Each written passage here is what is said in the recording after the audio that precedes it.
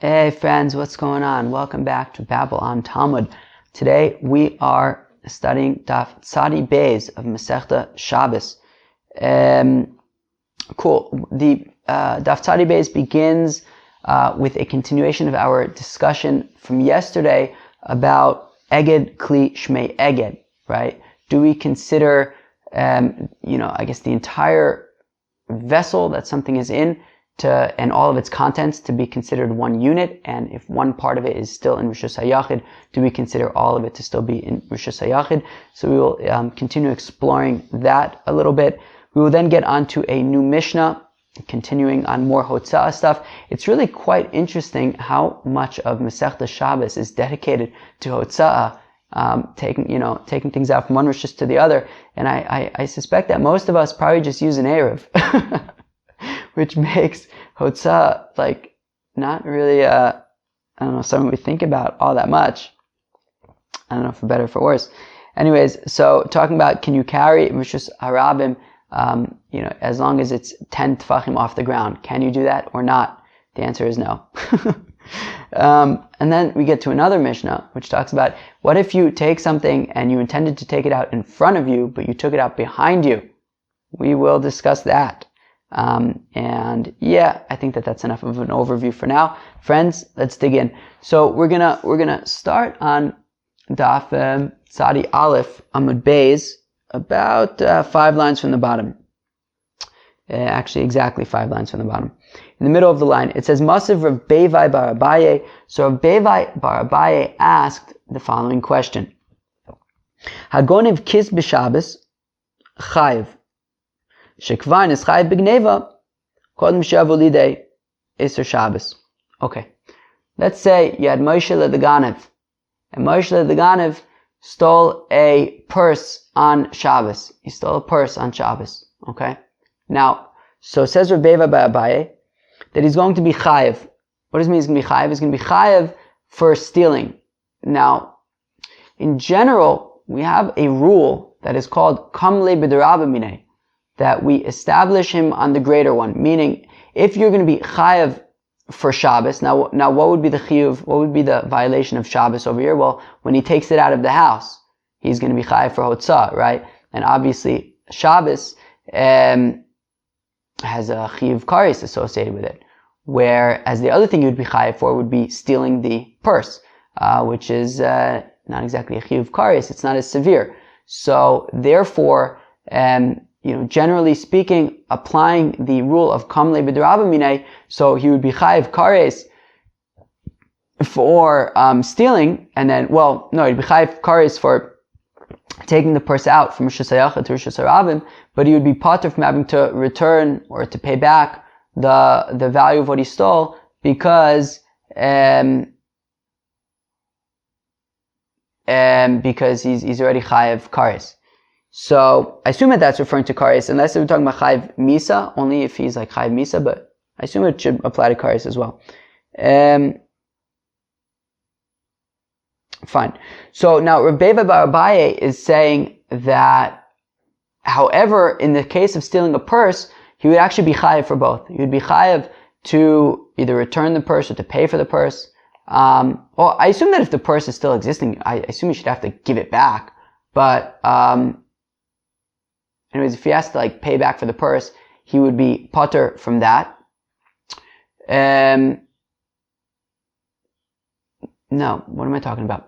Rav Beva bar Abaye is saying that he would be chayav for paying back what he stole, as well as he would be chayav kares for taking it out to Rishus Harabim. The reason being that those two things happened at two separate times, right? When he was inside the house and he picked up the purse, he was kona the purse like that, and that was when he stole it. Then, a few minutes later, when he went outside to Rishus Harabim, he was chayiv for Hotzah. So because they happened at two separate times, therefore he's going to be chayiv for both of them. Okay? So, right, as he says, Shekvan is chayiv b'gneva kodem she'avo lidei iser Shabbos, because he was already chayiv for stealing the purse before he got to the point where he would be chayiv for Hotzah when he left the house. However, says Rav Beva bar Abaye, ha'imegar v'yotzei patur. But if instead of picking up the purse, he attached a string to the purse and then he just dragged the string out, so in that case, he'd only be chayav for stealing the purse when the purse leaves the house and goes into Rishus Harabim. That is when he's going to be chayav for stealing the purse. And interestingly enough, that's the same exact instant that he will be chayav for hotza'ah on Shabbos. So in this case, you actually have both of these, averas, let's say, happening at the same exact time. You have the stealing happening at the same exact time that you're chayav for hotza'ah, which is when the wallet crosses the threshold of the door into Rishus Harabim. Okay? So in that case, he would say, Pater, Isser Gneva v'Isser Shabbos bain kechad, because the Isser of Gneva and the Isser of Shabbos are coming at the same time. And therefore, we apply the rule of Kamle b'derabba minei, that you'll be chayav for the more severe of the two, which is the Chilul Shabbos, and you wouldn't have to be liable for any ramifications or whatever responsibilities for the stealing. Okay, now here comes the question, friends. What does this have to do with our discussion of eged kli shmei eged? V'sakadaitech eged kli shmei eged. Now, if it enters your mind to say like Rabbi Yochanan that eged kli shmei eged, that as long as part of the kli, which in this case is the purse, is still in one rishus, it's considered like the entire kli is still in that rishus, regardless of where the actual coins are, whether the actual coins have crossed into Rishus Harabim or not, right? If we say that it all goes based on where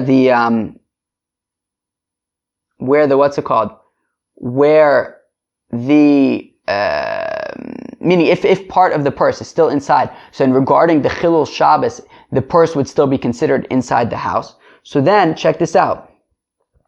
So, Kadim le Isser Gneva le Isser Shabbos. Okay?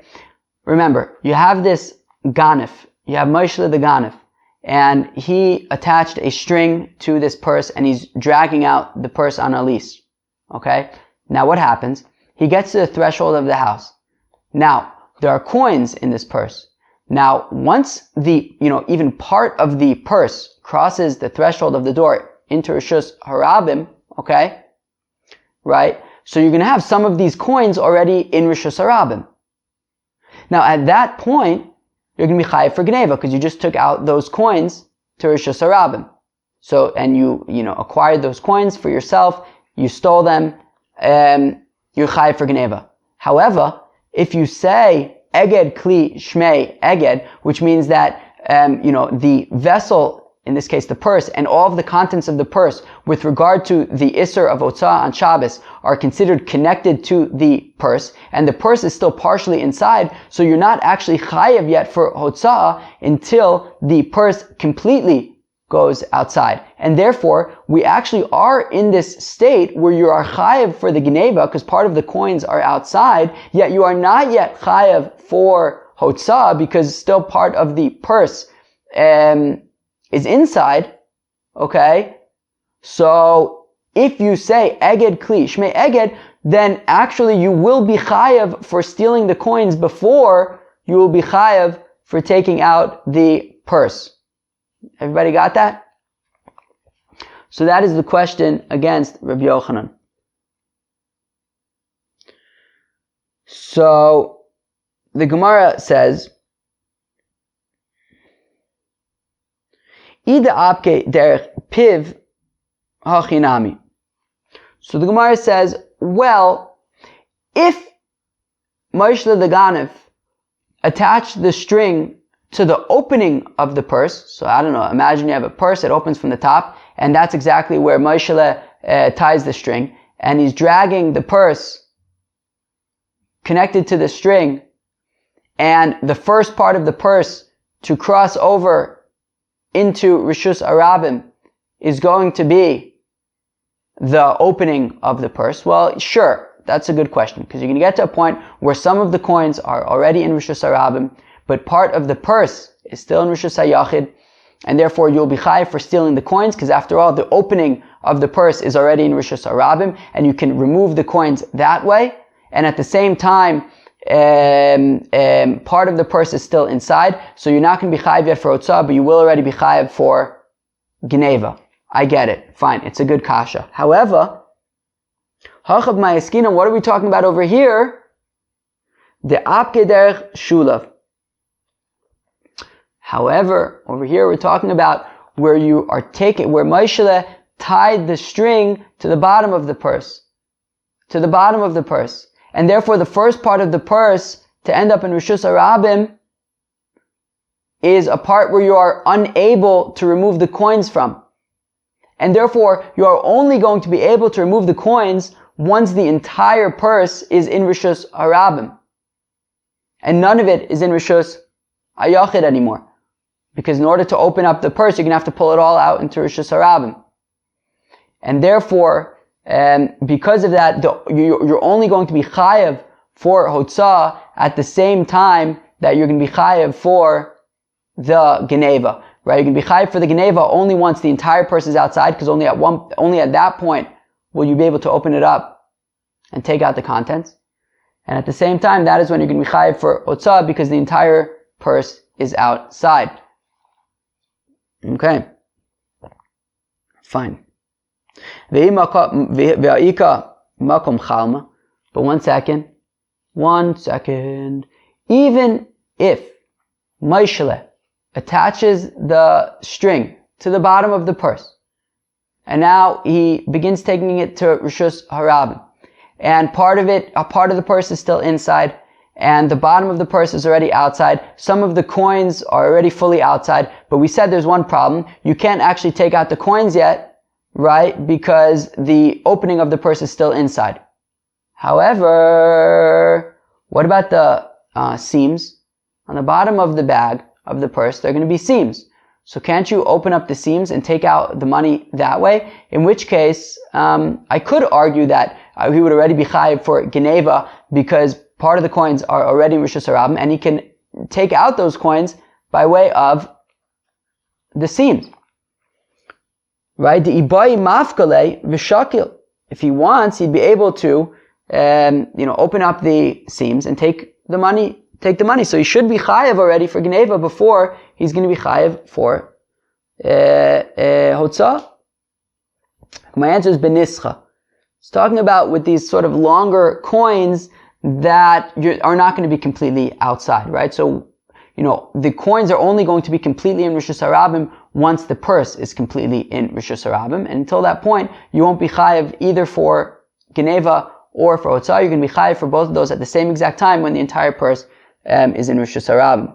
But the Gemara asks, but still, v'cheven de'ika shnatzen, since there are these straps that you use to close the purse, right? And so still I can argue that you're going to be chayiv for the Geneva before you're going to be chayiv for the Hotzah, because kevan de'ika shnatzen, since there are these straps to keep the purse closed, so mapikle ad pume. So when Moshe drags out the purse by the thread that's attached to the bottom of the purse, so he keeps on dragging until basically the purse is entirely outside. The mouth, the opening of the purse is already outside. However, vishari, and he can open up the purse, vishakil, and he can take whatever money he wants. However, vishnatzen agide migavoy, but these straps are still hanging over inside in Rishus Hayachid. And therefore he's not yet chayiv for Hotzah, because since we're going to say eged klishme eged, the fact that these straps are still inside is going to be enough to consider the purse still inside. So you're not yet chayiv for Hotzah, but you would be chayiv already for Geneva, since you can open up the purse at this point and take out what you want. So Gemara says, Deleka shnatzen. There are none of these straps, and therefore, that's irrelevant. Once the purse is outside, only at that point can you both take what you want from it, as well as what you be chayiv for Hotzah. V'ibay seymour, if I want to give you a different answer, the islay umekarche ilave, or you can say that there are straps, but the straps are wrapped around the purse, i.e., you won't have a situation where the straps are still hanging out inside while the purse is outside. No, the straps are wrapped around the purse, and therefore, once the purse is outside, the straps are outside, and at that point you'll be chayiv for both Geneva and for Hotzah at the same time. Okay? Alright. This next little chunk, I don't know how to describe it. It's not really complex. It's slightly confusing, but it's not so hard. Here we go. We're basically going to now line up Rava and Abaye in a convoluted way with Rabbi Yochanan and Chizkiah. Who could remember who says what? Rabbi Yochanan says, Eged Kli Shmei Eged, and as long as part of the Kli is still inside Rosh HaYachid, it's considered entirely in Rosh HaYachid. Whereas Chizkiah says, Eged Kli Lo Shmei Eged, and therefore as long as, let's say, if you have mustard seeds inside this Kli, as long as some of the mustard seeds are outside, well then, you're going to be chayiv, even though part of the vessel that they are in is still inside. So, v'chein amar Rava, and similarly said Rava. What did Rava say similarly? Lo shanu ela bekupam le'e kishunu deluin. When we say that,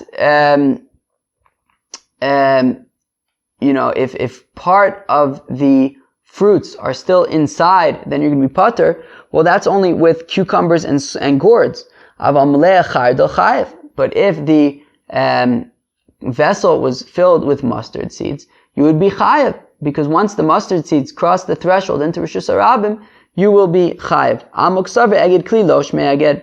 So we say that according to Rava, eged kli lo shmei eged, and therefore once these mustard seeds cross the threshold into Rosh Hashanah, you'll be chayiv. Abaye Amar, says the holy Abaye, afilu milea chardal potter, even if the kli is filled with mustard seeds, you will be patur. Amaksaver eged kli shmei eged. So we see that Abaye holds that eged kli shmei eged, and as long as part of the kli is inside the house, so you will be patur, like Rabbi Yochanan. Now, kam Abaye b'shitzei de Rava, kam Rava b'shitzei de Abaye. Interestingly, they switch. Whereas we said a second ago that Rava holds like Chizkiah, that eged kli lo shmei eged, and Abaye holds like Rabbi Yochanan, that eged kli shmei eged. They switched around. Okay, friends? So therefore, what does that mean? That means that Rava now holds like Rabbi Yochanan, that eged kli shmei eged, and Abaye holds like Chizkiah, that eged kli lo shmei eged. Okay? V'rami de Abaye ad Abaye, v'rami de Rava ad Rava. But there's a problem. By switching around Rava and Abaye's opinion, this becomes problematic with a different machlokas between Abaye and Rava, where they seem to hold like the original way that we assumed, which is that Abaye holds like Rabbi Yochanan, and Rava holds like Chizkiah. You guys got that?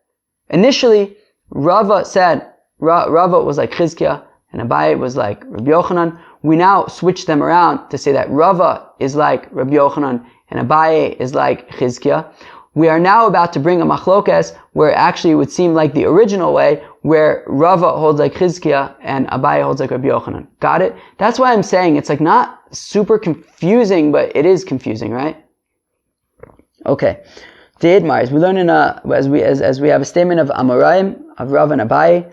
Hamotzi peris l'rishus harabim. Okay, if somebody takes out fruits from Rishus HaYachid to Rishus HaRabim, Abaye Omar, says Abaye, biyad chayav b'chli pater.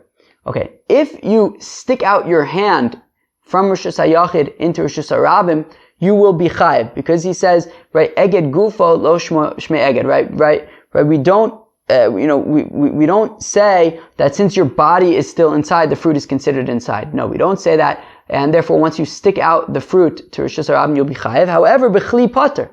However, the same thing with a kli, meaning if you have a vessel that has fruit in it, and you stick out part of the vessel into Rosh Hashanah, you will be pater because eged kli shmei eged. So we see that Abaye is saying eged shmi kli. Eged kli shmei eged, like Rabbi Yochanan. The Rava Amar, whereas Rava said biyad pater, if he sticks his hand out the window, it'll be pater b'chli chayev. Whereas if part of the kli is outside Rosh Hashanah, then he's going to be chayev, because eged kli lo shmei eged, like Chizkiah. So remember, initially we said that Rava holds like Chizkiah and Abaye holds like Rabbi Yochanan. We then switched it around to say actually Rava holds like Rabbi Yochanan and Abaye holds like Chizkiah. Okay? However, we just brought a machlokes in which Rava holds like Chizkiah and Abaye holds like Rabbi Yochanan, like the original way that we want to explain it. So the Gemara says, Ipuch, switch around this machlokes, the latter machlokes that we had, and maintain our opinion that Rava holds like Rabbi Yochanan and Abaye holds like Chizkiah. Everyone got it? Good. Biyad Chayev, 1 second. We had an opinion in this previous Machlokas Amoraim. One of the opinions was that Biyad Chayev, that if you take your hand and stick it out into Rishus Harabim, you're going to be Chayev even though you're in Rishus HaYachid. 1 second. Who remembers the first Mishnah of Masechta Shabbos? Good. V'atnan, Pashat Balabayis es Yadu Lachutz V'natal Ani Mitocha. So we said that if the Ba'alabayis picks up Epis, an apple in his house, sticks it out the window, and then the Ani takes it from him and puts it down, they're both patur. Because they each did half of a malacha. Or if the Ba'alabayis stuck his empty hand out the window, the Ani picked up something, put it in the Ba'alabayis' empty hand, and the Ba'alabayis brought it back inside. In both of those cases, Shneim Pturin. They're both patur. Now, if we wanted to say a second ago that if you take an apple and you stick it out the window, you're going to be chayav, well then how does that line up with the first Mishnah and all of Masechta Shabbos that says that if the Balabayas takes an apple and sticks it out the window, and then the Ani takes it from him, he's going to be patur. There's an afkamina. Over there, in the first Mishnah, it's talking about where he stuck out his hand out the window more than 3 tfachim from the ground. Because it was more than 3 tfachim from the ground, it's not considered like he put it down in Rishus Harabim. And that is why he's patur. However, over here, when we say that he's chayiv, it's going to be because he stuck his hand out the window within 3 tfachim of Rishus Harabim, and it's considered as though he put it down in Rishus Harabim, and that is going to be why he's chayiv. Friends, let's go weiter. New Mishnah. Hamotzi, somebody who takes something out from Rishus HaYachid to Rishus Harabim, bein bimino, whether holding it in his right hand, bein bismola, whether he's holding it in his left hand, bisocheko, whether he's holding it on his hip, o al-kseifav, or whether he is holding it on his shoulders. Chayav. He's going to be chayav. Shekein masa b'nikas. So now, this is explaining how come carrying something on your shoulders is considered a normal way to carry. The answer is because when they would move the Mishkan in the desert, so the 3 children of Levi, right? Yeah, it was the 3 children of Levi, Gershon, Kehass, and Merari. They would carry the Mishkan. They would pack. Who would pack it up? I don't remember who would pack it up. Maybe the Kohan. I think the Kohanim at least would pack up the Klei Shares, I think. Or maybe even the Kohen Gadol.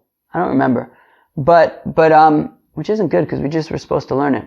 Guess I was spacing out. Wait, was it like Mamish, like last week's Parsha? Yeah, I think it was. Ooh, this is awkward. Alright. Friends, don't tell anybody, okay? Thanks. Anyways, so the Kehas, however, the Bnei Kehas, they would carry the kelim like the shulchan, the menorah, the aron, things like that. So what they would do is they would put these things on poles, and they would rest the poles on their shoulders, and that is how they would carry these kelim from the Beis Hamikdash, from the Mishkan. Okay. So because they would carry it in that fashion, in that manner, on their shoulders, so therefore it's considered a normal way to carry, and you'll be liable if you carry on your shoulders on Shabbos. In addition, of course, to your right hand, your left hand, and if you like, support it on your hip. Okay, let's move on. Kilachar yado, right? However, if you carry something with a shinoi, in a not normal way to carry something, well then, biraglo, for example, if he carries it on his foot, bipiv, if he carries it in his mouth, uvmarpeko, in his armpit, beozno, in his ear, uvisairo, in his hair, uvpundaso, in his money belt. Uvpundaso ufilamata.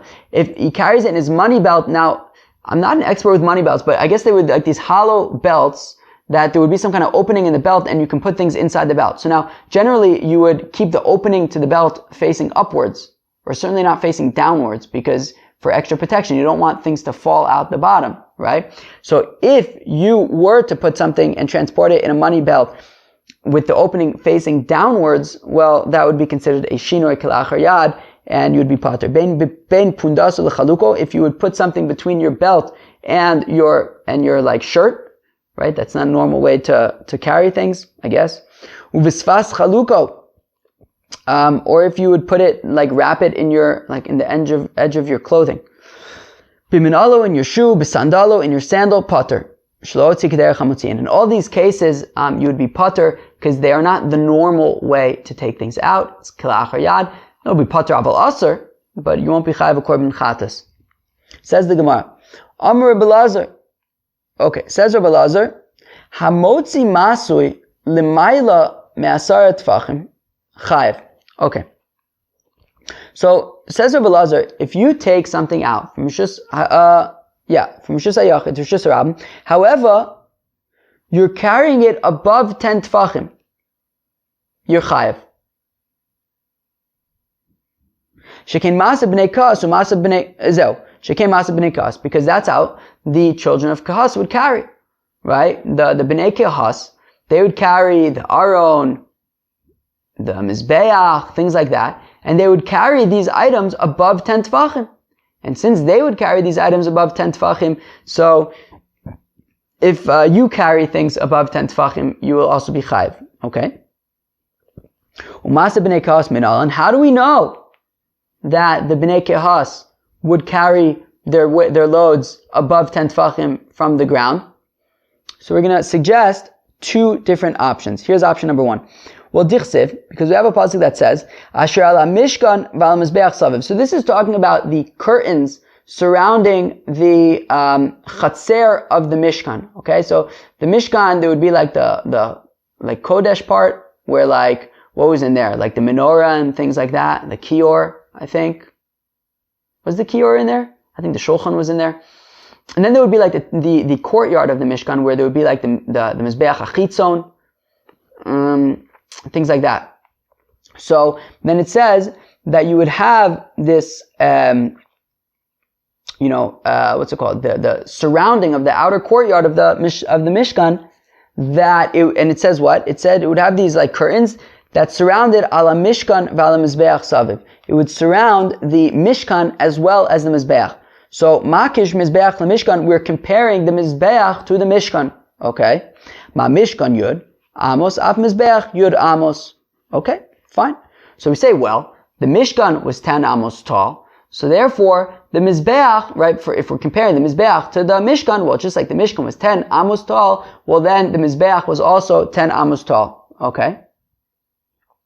Umishkan Gufei Minalan. How do we know that the Mishkan was 10 Amos tall? Well, Dichsiv, we have a pasuk that says, Eser Amis Orech Akeresh, that each beam of the Mishkan, and the beams, of course, are what determine the height of the Mishkan. And each one of these beams was 10 Amis tall. So we see that the Mishkan was 10 Amis tall.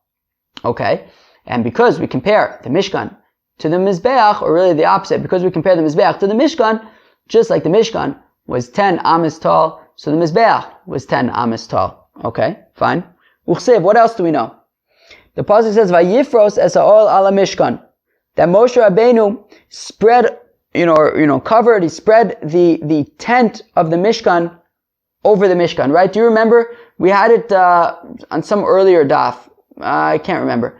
But we had, we talked about the coverings of the Mishkan, right? The oros elim adamim, the oros tchashim. We had the covering of the goat hairs, the covering of all those threads that were woven. So it says that Moshe spread these coverings over the Mishkan.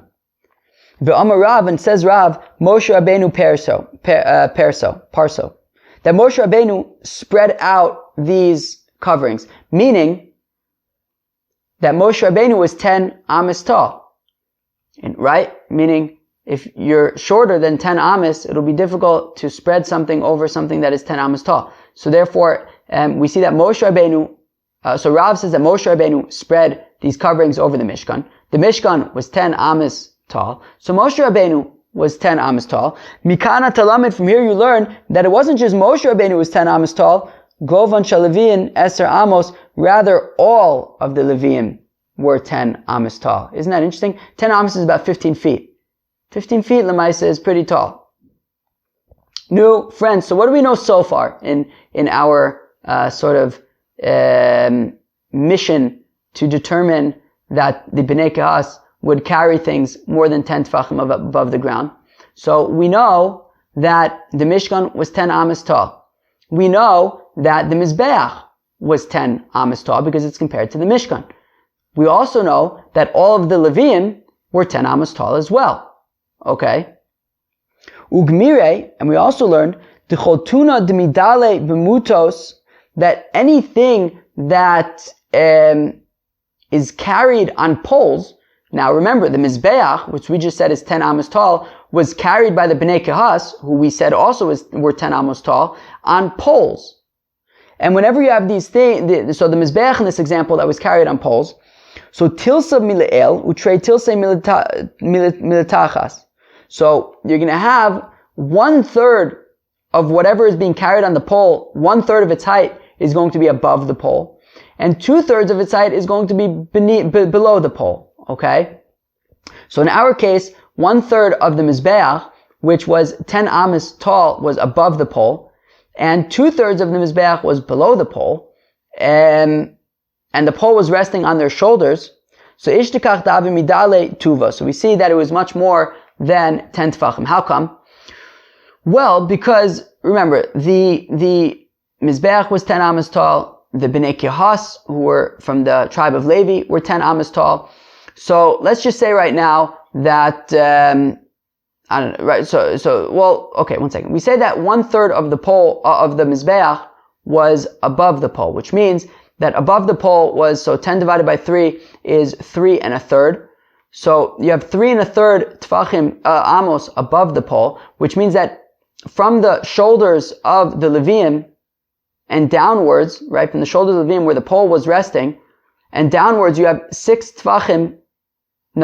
amos, 6 2/3 amos from their shoulders and down. Now, the Bnei Kehas were 10 amos tall. So let's just say for now, so 10 amos minus 6 2/3 amos is how many amos? Was that 3 1/3? 3 1/3 amos, right? So now it was on their shoulders. It wasn't from the top of their head. So how many? I don't know. How many? Well, let's not even get there yet. So let's just say 10 amos minus 6 2/3 amos is 3 1/3 amos. Right now, 1 amma is 6 tefachim. Okay, so 3 times 6 is 18. 1/3 of 6 is 2. So therefore, we're talking about 20 tefachim. Now, how many tefachim would you say somebody's head is?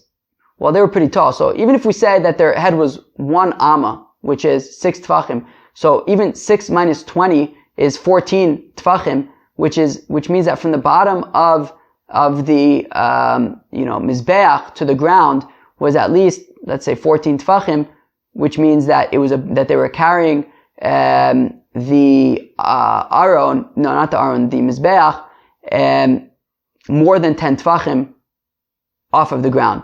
You got that?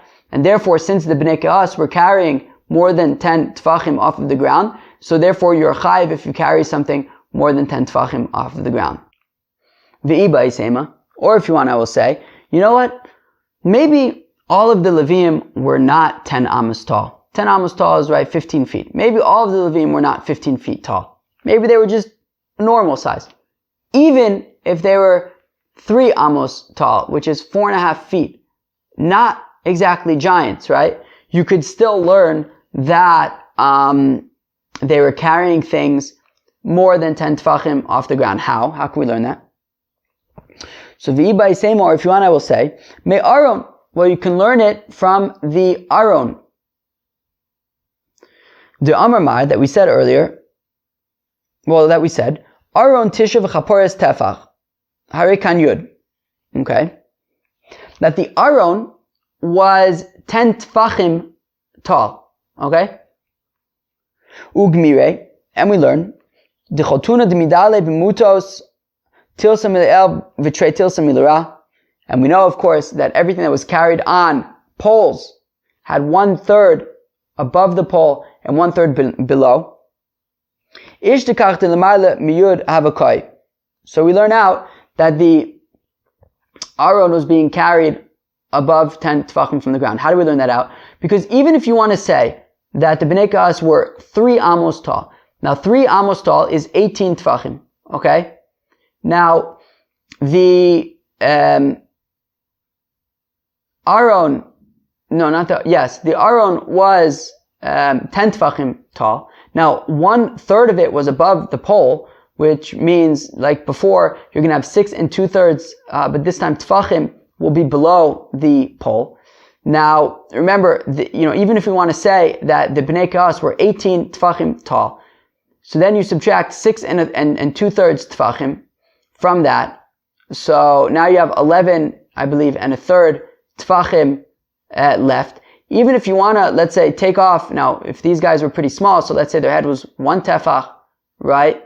So you still will get a little bit above 10 tefachim from the ground. However, 4.5 feet is not even that tall. So, I don't know, it's not so crazy to assume that maybe they were at least 5 feet, in which case you're adding another few tefachim, which means that we can safely assume that the Aron was being carried more than 10 tefachim off the ground. And again, that is why a person will be chayav on Shabbos for carrying something, even if it's more than 10 tefachim off the ground. And what was the problem with assuming that all Levim were 10 amos tall, just like Moshe was? Well, because Dilma Moshe shiny, maybe Moshe is unique. The Amar Mar in Ashchina Shora Ella al Chacham Giber v'Asher uval Koma, that the divine presence only rests upon somebody who is wise, somebody who is mighty, somebody who is wealthy, and somebody who is tall. And we know, of course, that the divine presence rested on Moshe, so it could be that Moshe was unique in these ways, and not necessarily all of the Leviim were, super tall. Amar Rav Mishum Rabbi Chia, so said Rav in the name of his uncle Rabbi Chia, Hamotzi Masui b'Shabbos, somebody who takes out a burden on Shabbos, al Rosho, on his head, meaning he just takes something and balances it on his head. He's not supporting it with his hands at all. He's just balancing it on his head. So chayiv chatas. So he's going to be chayiv a korban chatas. Shekain anshe hutzal osin kain.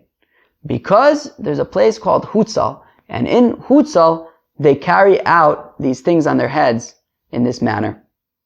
B'anshe Hutzal ruba da'alma? 1 second. Who's ever heard of these Anshe Hutzal, that all of a sudden, they become the majority of the world, and because they carry out things on their head in this manner, therefore anybody who carries anything on their head will be chayav a korban chatas. That doesn't make sense. They're not the majority of the world. Where did they come from? Ella itmar achim itmar. Rather, if you're going to state it like this. Amar Rav Mishum Rabbi Chia, says Rav in the name of his uncle Rabbi Chia, Echad mipnei hutzal she'otzi masui arosho b'Shabbos chayiv. No, if somebody from this particular town of Hutzal were to carry something on his head in this manner, he would be chayav a korban chatas shekain b'nei iro osin kain, because this is normal for his city. So even though for other people it would not be considered normal, it would be ka'achar yad, and they would be pater from being a korban chatas. If you live in Hutzal and you carry something on your head in this manner, well then you'll be chayav a korban chatas, because for you it's normal. But 1 second, I understand that he lives in a city where this is normal, but shouldn't that become nullified relative to the fact that the majority of the world doesn't carry things in this way, that it wouldn't be normal for most people? Eli itmar, hachi itmar. Okay, take 3. Rather, say it like this. Hamotzi maser arosho, potter.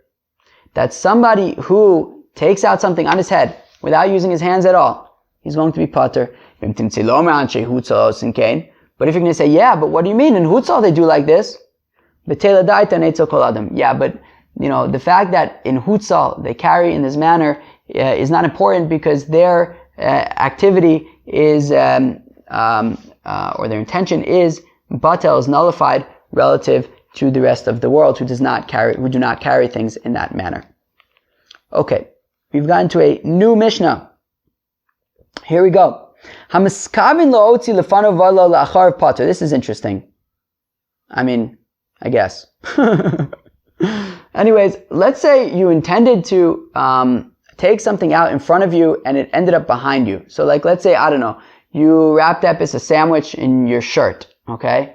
Right? You wrapped it in your shirt and in front of you, and the next thing you know, somehow the sandwich, maneuvered behind you, and you're now carrying a sandwich behind you when you had intended to carry it out in front of you, wrapped in your shirt. Okay? So miskam lotzi lefanav. So somebody who intended to like wrap up his sandwich, let's say wrap up anything in his shirt in front of him, and somehow it transitioned to behind him. Potter. Okay? However, interestingly, lachar v'lo lefanav chayev. However, if the opposite would happen, you'd be chayev for that. If he intended to wrap up whatever he's wrapping up in his shirt behind him, and somehow the next thing he knows, he looks down and there it is in front of him, so he'll be chayev. Okay, fine, we'll have to figure out why. Be'emes amru, they also said, Isha chogeres b'sinar, bein milfanel, uvein milacharel chayeves.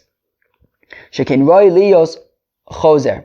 However, if a woman were to wrap something in some kind of, underskirt or some kind of skirt or something that she would wear, but not like as her outer skirt, like an under kind of skirt. So if she would wrap something in that, and let's say she would put it in front or in back, whatever it is, and it would flip around to the other side, it makes no difference. She would be chayiv because she should expect that this skirt kind of moves around a lot more, and that items that she might wrap up in the skirt will be moving around, and therefore she will be chayiv no matter which way it transitions. Rabbi Yehuda Omer af mekabel piskin. Rabbi Yehuda said also these royal scribes, they would also when they would have to take things out, they would kind of somehow connect it to like a necklace or some kind of thing that would like move around, and it was expected that even if you take it out, let's say in front of you, it will end up behind you, or vice versa, so you'll be chayiv for that. Now the only situation where it's kind of different is just a regular old Joe. Imagine it's the same things for a man or a woman, just that if you put it like in your regular shirt, so then if you let's say put it in front of you and it ends up behind you, you'll be potter, but if you put it behind you and it ends up in front of you, you'll be chayiv. We have to figure out why. Well, if you want to figure out why, let's look at the Gemara. My shnat lefanav uvalu lacharav the potter. So the Gemara wants to know why, when you put it in front of you and it ends up behind you, is it potter? Right? Again, so what's going on? You intend to take something from inside your house and bring it outside of your house, okay? So you go and you wrap it up in front of you and you take it outside. However, by the time you get outside, you realize it's already behind you. So you had intended to take it out in one manner, but you ended up taking it out in a different manner. So how come we're your potter? So the assumption is, well, because his intention was not realized. Right? He intended to take it out of his house in front of him. What ended up happening was he took it out of his house behind him, and therefore he's potter. Well, if he intended to bring it out if he intended to bring this item out to Rosh Hashanah, wrapped up behind him, and then it ended up in front of him, well, no, also in this case, his intention was not realized. So shouldn't he also be potter when it transitions from behind him to in front of him? So Rabbi Elazar is like, yeah, I get your question. I hear you. And he says, Tavra, he says it's a question. Mishashanazo lo shanazo. Therefore, Rabbi Elazar concludes that it's two different Tanaim. That the Tanakama, who says that when he intends to bring it out in front of him, it ends up behind him, he's potter. Well, he would also say that if he started out with it behind him and it ends up in front of him, it would also be potter because his intention was not realized. And the Tana Basra, the second Tana, who says that when he puts it behind him and ends up in front of him, he's chayav, well, he would say the same thing as well, that when it starts out in front of him and ends up behind him, he's also going to be chayav. That's what Rabbi Elazar wants to say. Amar Rava, whereas Rava says, actually, you can explain the difference. Umay kusha, Dilma, lifanav uvalo la'acharav hainu time of the pater deniskaven the shmir mu'ulav also biyad shmir pchusa. Rava says that you might be able to explain the difference between in front of him that transitions behind him and behind him that transitions in front of him by saying, perhaps, Dilma, maybe, lifanav uvalo la'acharav, that when this thing was wrapped up in front of him and it ends up behind him, hainu time of the pater, this is why he's pater, deniskaven the shmir mu'ula, because his initial intention was to have a very solid guarding. Right? When he wraps it up in front of him, he could see it, he could make sure it's protected. But also biyado shmir pchusa, and what ended up happening was his intention was not realized in that there was a lesser type of guarding that ended up happening, which is not what he intended, which is not good for him. So, right? So therefore he's going to be pater. However, la'acharav uvalo lefanav. However, if he wrapped up something behind him, which is not as significant of a guarding, right? Hainu time of the chayiv. This is why he's chayiv. Then iskaven the shmir pchusa, but also biyado the shmir mu'ula. That he initially intended for just not necessarily such a great way to guard this item that he's taking out, but in the end he got sort of an upgrade, and it ended up in front of him, which is a more secure way to guard this item that he's taking out, and that is why he would be chayiv. Okay, so Rava says you can actually explain the Mishnah, that when you intended for a higher level of security, of guarding, and what ended up happening was a lower level, so then you're going to be pater. However, if you intended a lower level and you got sort of an upgrade to a better guarding, well then you're going to be chayiv. Okay? Fine? The Gemara seems happy with that. Elamai kusha. Well then, Rabbi Lazar said that, right, that there was a question in our Mishnah. Right, initially he wanted to say that the Tanakama and the Tana Basra, that the two Tanaim are actually completely different Tanaim. But we just said that actually you can explain their differences logically, and it could all just be the same Tana, and it depends if you're getting a downgrade in security or an upgrade in security. So what's the question that Rabbi Lazar wants to say that there is inherent in the Mishnah? Diyuka Tamasnisan Kasha.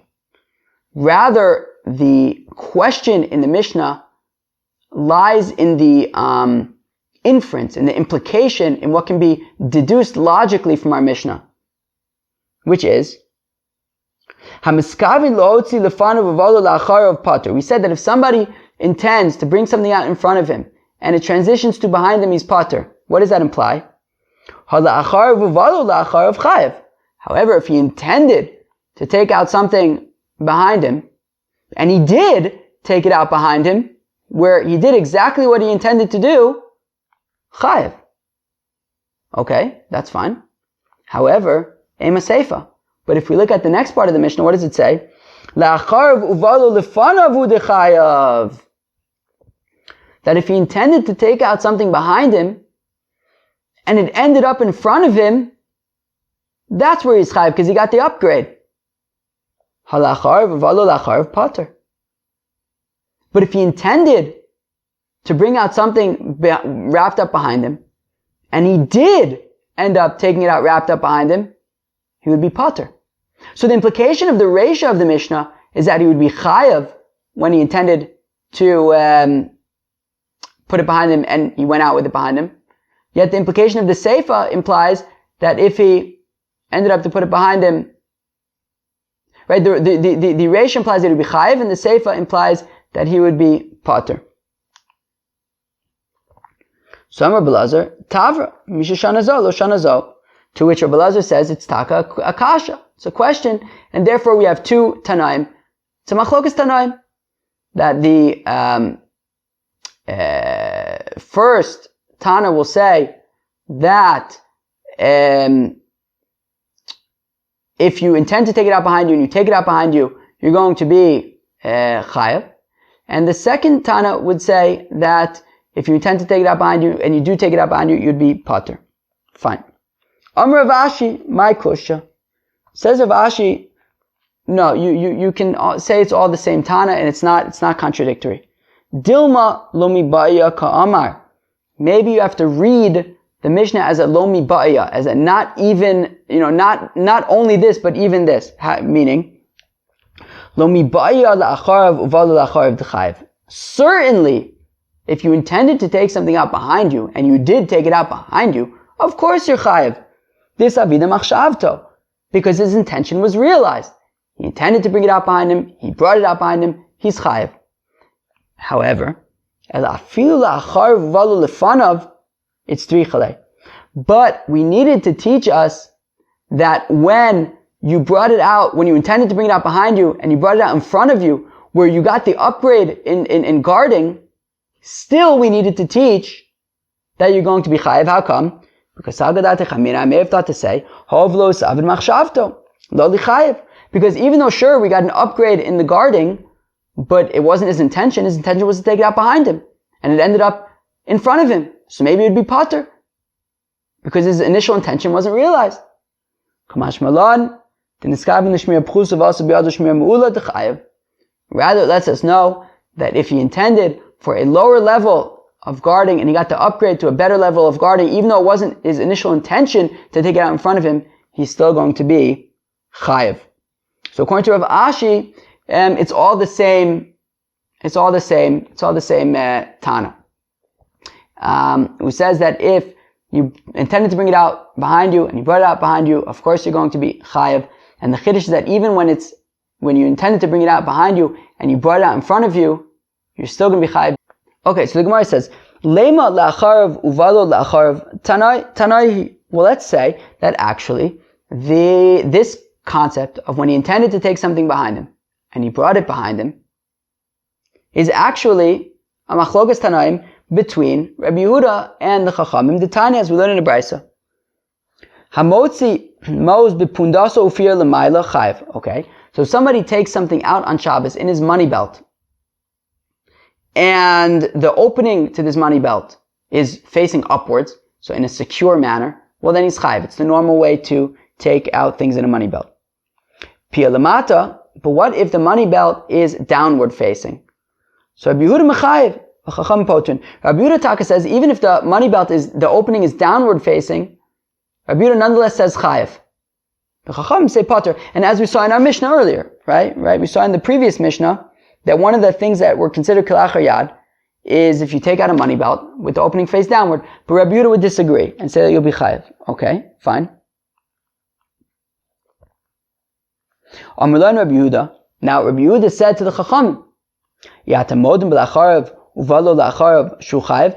But so Rabbi Yehuda says, well, don't you agree that if you intend to put something behind you, to take out something when it's wrapped up behind you, and you succeed, and you do in fact take out that thing while it's wrapped up behind you, that you're going to be chayiv, even though it's a lower level of guarding, of security? And therefore Rabbi Yehuda wants to argue that here also. So I have my money belt, it's facing downwards, sure, it's not the highest level of security, but it is closed, so shouldn't you be chayiv? V'amrulo, and the Chachamim made their argument to Rabbi Yehuda, v'ata modeh kilachar yad v'raglo sho pater. Rabbi Yehuda, don't you agree that if you do something and not in the normal way, that would be pater? And here, normally you put the money belt facing upwards, and yet in this case you're facing it downwards, so it's kilachar yad, and you should be pater. So now, Rabbi Yehuda said, Rabbi Yehuda, Ani amarti davar echad, v'hein amru davar echad. Look, I made my argument to say that it's considered like la'acharav uvalo la'acharav. They made their argument, which is that it should be considered like kilachar yad, and that's why they say pater. Ani lo matzasi tshuva l'dvrayim, ve'ein lo matzu tshuva l'dvarai. I don't have an answer for their argument. They don't have an answer for my argument. Now, the Gemara wants to say, in a weird way, I don't think it's really logical what the Gemara is about to say, but the Gemara is going to reject what they're about to say. Now, midika amar lehu, I atem modim, lav michlad de pater rabbanon. That's weird. So the Gemara wants to say, from the fact that Rabbi Yehuda said to the Chachamim, well, don't you agree, won't you admit to me that acharav, uvalo la'acharav, that when he intended to bring something wrapped up behind him, and he in fact brought it wrapped up behind him, won't you agree with me? Won't you admit to me that he would be chayiv in that case? So the Gemara wants to assume that because Rabbi Yehuda made that argument, it implies that they would say that you would be pater in that case. That is right, that according to the Chachamim, they would say that you'd be pater for acharav uvalo la'acharav when you intended to bring someone behind you, and you in fact brought it behind you. Now, that doesn't make sense to me. I think that from the fact that Rabbi Yehuda is saying, well, don't you admit to me that la'achar v'valu la'acharav is chayav, means that the Chacham would agree with Rabbi Yehuda, meaning that's the whole point of his argument. Like, well, wouldn't you agree with me that achar v'valu la'acharav is chayav? So why is the Gemara saying that implies that the Chacham say he's pater? I think that implies that the Chacham would agree that he's chayav, which is what Rabbi Yehuda is basing his argument on, and therefore I would consider this money belt with the opening phase down to be that, a lesser level of security, and yet I'm still saying it's chayav, just like you would, Chacham, just like wouldn't you agree with me that by achar v'valu la'acharav, which is lesser security, you would nonetheless be chayav? But the Gemara doesn't want to assume that, and in the end we're gonna say like I'm saying, which I think makes more sense. But at this stage, the Gemara wants to assume that from the fact that Rabbi Yehuda is expressing the opinion of la'acharav uvalu la'acharav is chayav, the implication would be that the Rabbanan would say la'acharav uvalu la'acharav is pater, and that would be the machlokes tanaim between Rabbi Yehuda and the Chachamim. But the Gemara says that's not a good argument. But then, according to that logic, when the Rabbanan respond to Rabbi Yehuda and they say, that don't you agree that kilachar yad would be pater, would that imply that Rabbi Yehuda would say that kilachar yad would be chayav? Nobody would say that doing a malach on Shabbos kilachar yad would be chayav achatas. V'atanya, we learn in a brayso la'achar yado v'raglo divrei pater. We have a brayso that says that if you do something kilachar yad with a shinoi, everyone agrees that you're going to be pater, including Rabbi Yehuda. No, so ela la'acharav uvalu la'acharav divrei chayav. Rather, no, everyone agrees that if you intended to take something out behind you, and you did take something out behind you, you're going to be chayav. Both Rabbi Yehuda and the Chachamim agree with that. La'achar yadav raglo divrei kol pater, and everyone agrees that if you do something with a shinoi, it's going to be pater. Ki plige, what's the argument between Rabbi Yehuda and the Chachamim? Bepundaso ufia lemata.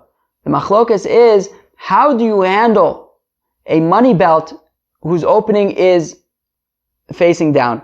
Mar medamile la'achar v'vad la'achar, mar medamile la'achar yadav v'raglo. Pashit, the Rabbi Yehuda says, well, a money belt with the opening facing downwards, Rabbi Yehuda feels that is similar to la'acharav uvalu la'acharav, when you intend to take something out behind you and you do take it out behind you, which basically is just a lower level of security, but you're chayiv nonetheless. And the same thing would be by a money belt, right? Even though it's facing downwards, so it's not as secure, but you'll still be chayiv. Whereas the Chacham say, yeah, but it's kilachar yad. It's considered kilachar yad. It's considered a shinoi. Therefore, it's not a normal way to take out something in a money belt, and therefore you will be pater from a korban chatas. Says, so the Mishnah had said, be'emes amru isha v'chulei, tana kol be'emes alachi. Right? The Mishnah had said that if a woman wears this sinar, this like underskirt or something, and she wraps something in it, and it transfers to whether she had it in front and then it came behind, or behind came in front, she would still be chayv because it's expected. So the Gemara just says, parenthetically, kol be'emes alachi. Whenever we say be'emes amru, that's the halacha. Okay? Rabbi Yehuda Omer af makabli piskin. Rabbi Yehuda said, even these people who accept these royal scribes, these piskin sotana shekin lavloi malchus osakin, that this is how the royal scribes do, that they would, I guess, write stuff and then they would take them out and run somewhere with it, and, if it might start out in front of them and end up behind them or whatever, and they would, I guess, be chayv. That was Daf Tzadi Beis of Masechta Shabbos. It was like, I don't know. It wasn't easy. I don't think it was like impossible, but it was definitely involved. I don't know if that's a decent explanation. So we started off the daf talking about continuing our discussion of eged kli shmei eged, right? Is everything that's contained in a kli, does it go based on where the kli is? So we started off with stealing a purse on Shabbos, right? And we wanted to say that since we say that if Maishale the Ganif would attach a string to the purse and schlep it outside, so he would be pater for the stealing, because he's chayiv for the Shabbos for Otzah at the same time that he's chayiv for taking out for taking possession of the purse. So we wanted to say that seems to imply eged kli lav shmei eged, because we're saying that that the geneva and the Otzah is happening at the same time. and which means that once already the coins cross the threshold into Rosh Hashanah, you're going to be chayav. That's the point when you're chayav for stealing the coins, yet part of the purse is still inside, and we're saying that you're chayav nonetheless. At the same time that you steal the coins, you're also chayav for taking out the purse, which implies that even though part of the purse is still inside, you're still going to be chayav for otzah, which means eged kli lo shmei eged. And then we kind of find ways to explain how you could even say eged kli shmei eged, that you're not going to be chayav for stealing until the entire purse is outside. We then had this machlokes in Abaye and Rava. Initially, Rava had said, like Chizkiah, that eged kli lo shmei eged. Abaye had said, like Rabbi Yochanan, that eged kli shmei eged. We then switched it around to say, of course, that Rava says, like Rabbi Yochanan, and Abaye says, like Chizkiah. We talked about carrying things in Rishus Arabim above 10 tfachim, like the Bnei Kehos, who would carry things like the Aron and the Mizbeach and the Shulchan, things like that. So we brought two proofs to show that they would carry things above 10 tfachim. One was to assume that one was from the Mizbeach. Now that proof assumed that all of the Bnei Kehas were 10 amos tall, and that the Mizbeach was 10 amos tall, and that they would carry the Mizbeach on this pole, 1/3 above the pole, 2/3 below the pole, and if you do the calculations, it would turn out that the bottom of the Mizbeach was more than 10 tefachim off the ground. The other way to understand this was that they were not 10 amos tall, and we learned it out instead from the Aron, that the Aron was 10 tefachim tall, and you would have it on these poles, 1/3 above, 2/3 below, and if you do the math, so it turns out that the bottom of the Aron was more than 10 tefachim off the ground. Then, of course, we got into our latest discussion of taking things out in front of you and behind you. So the big thing was that the Mishnah said if you initially intended to take something out in front of you and then ended up behind you, you're patur. But if you took out something behind you and you ended up in front of you, you're going to be chayiv. And we explained that because in front of you is considered a stronger guarding, a more secure way to take something out, whereas behind you is less secure. So if you took it out, intended to take it out in front of you, and ended up behind you, it was sort of like a downgrade to your patur. But if you intended to take it out behind you and ended up in front of you, so it's like a security upgrade, so you're going to be chayiv for that. The question is, when it comes to what if you intended to take it out behind you and you actually did take it out behind you, right? The first part of the Mishnah implies that would be chayiv. The second part of the Mishnah implies that it would be patur. So Rabbi Lazar says it's actually a machlokas. It's actually machlokas. Rav Ashi says that no, you can actually explain that it's chayiv because what the Mishnah is saying is that if you intended to take something out in front of you and it ended up going behind you, so you're patur, which implies that if you intended to take it out behind you and you did take it out behind you, you would be chayiv. Okay. And then what the next part of this, the Mishnah is saying is not only that, but even if you intended to take it out behind you and it ended up in front of you where your initial intention wasn't met, you're nonetheless going to be chayiv because it's more secure. Fine. Then we had that machlokas between the Chachamim and Rabbi Yehuda regarding a money belt that's facing downwards. So we say that everyone agrees that when you intend to take out something behind you and you take it out behind you, you're going to be chayiv. And everyone agrees that if you do something with a shinoi, you're going to be patur. The question is just, how do you deal with this money belt that's facing downward? Rabbi Yehuda says it's similar to when you intended to take out something behind you and took it out behind you, i.e. that it's simply a less secure way to take something out, but you're nonetheless going to be chayiv. So he says the same thing with the money belt facing down. Chacham say no, it's considered like kilachayat. It's not a normal way to do something, and that's why they say you're going to be patur. Well, friends, that was Daf Tzadi Beis. I hope that you enjoyed, and I hope you enjoy your day. Peace out.